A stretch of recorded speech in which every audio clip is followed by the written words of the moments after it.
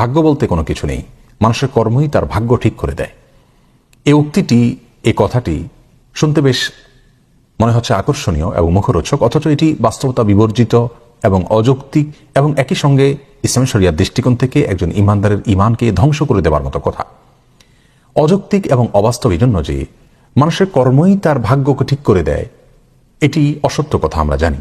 কারণ আমাদের সমাজে বহু মানুষ আছেন, অনেক পরিশ্রম করেন, অনেক সাধনা করেন, অনেক কাজ করেন, অনেক কর্ম তিনি নিয়মিতভাবে করে যান, সুচারুরূপে করে যান, কিন্তু এরপরেও তার ফলশ্রুতিতে ফলাফল তিনি যেভাবে পাওয়ার কথা সেভাবে কাঙ্ক্ষিতভাবে ফলাফল পাচ্ছেন না। এরকম ঘটনা ভরি ভরি আমাদের সামনে রয়েছে।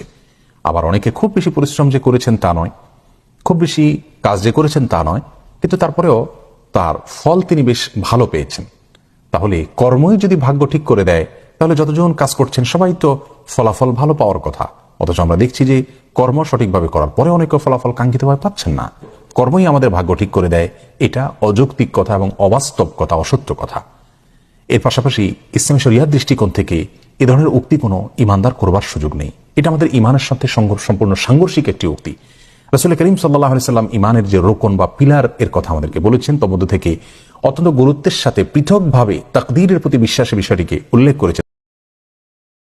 Please subscribe our YouTube channel.